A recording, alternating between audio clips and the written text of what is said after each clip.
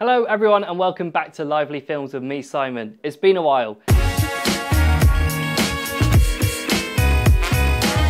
This week we're back with a bang as we're going to be bringing you the trailer for one of the most anticipated films of the year, and we'll be discussing the biggest film news of the week.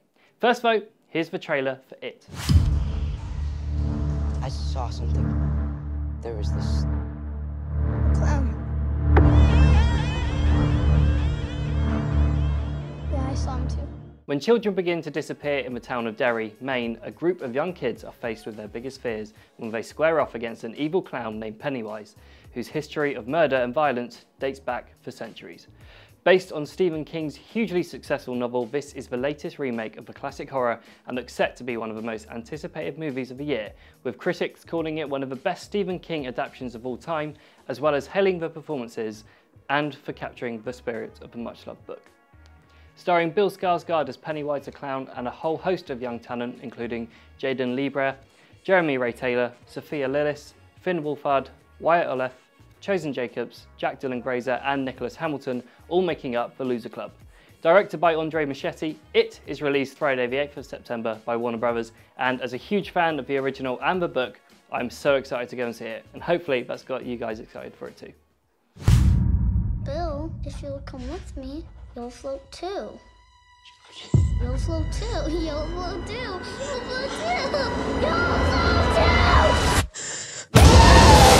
So, moving on to this week's film news, I'm going to start with a story that broke whilst I was away, but I felt I just had to have my say on the news that there is a Joker origin film in production with none other than Martin Scorsese producing it. The news was announced as an exclusive by Deadline, and I'm sure you've already heard the news. It got a lot of publicity when it was announced, but this definitely put a smile on my face. It seems that unsurprisingly both Warner Brothers and DC Film are working together on the project, and according to Deadline, they believe that this will be the first film under a new banner that will allow Warner Brothers to expand the DC universe, allowing new actors to play the characters and to create unique storylines for the universe. What's really interesting though is that it's been claimed that the film will be set in Gotham in the 1980s and have a crime film feel to it, hence Scorsese's involvement. The project has some excellent writers attached. Scott Silver and Todd Phillips are said to be co-writing the film together, with Phillips also directing and producing alongside Scorsese.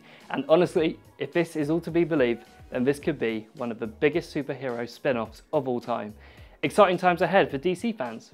Staying with prequel news, Universal have announced that they are currently filming the prequel to Mamma Mia. Mamma Mia, here we go again.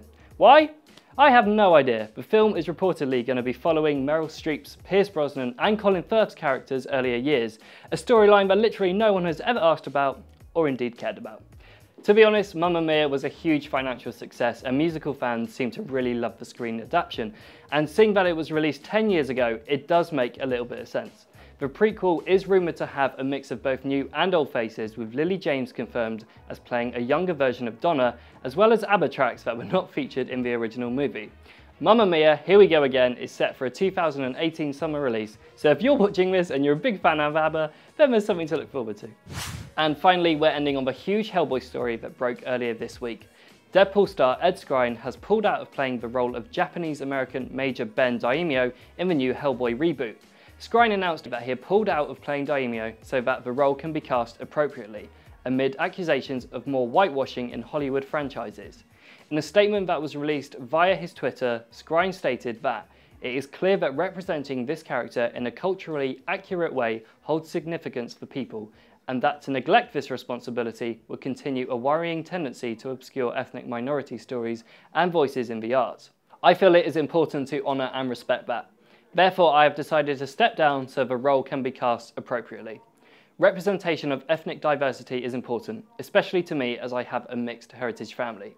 It is our responsibility to make moral decisions in difficult times and to give voice to inclusivity.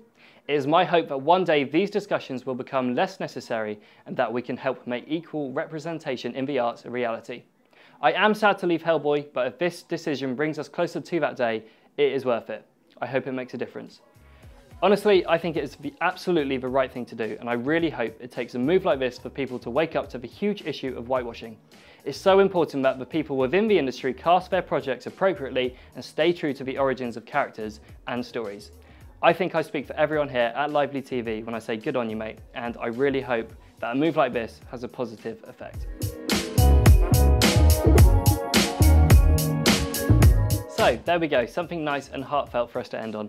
Sadly, that's the end of the show this week, but thank you so much for watching Lively Films, and if you haven't yet, I know I say it every week, but make sure you subscribe to the Lively TV YouTube channel to keep up to date with all of our shows, and you can follow us on Twitter at Lively TV, and give me a follow as well if you fancy it, at Harkness1. Thanks so much again for watching, and I'll see you next week. See ya.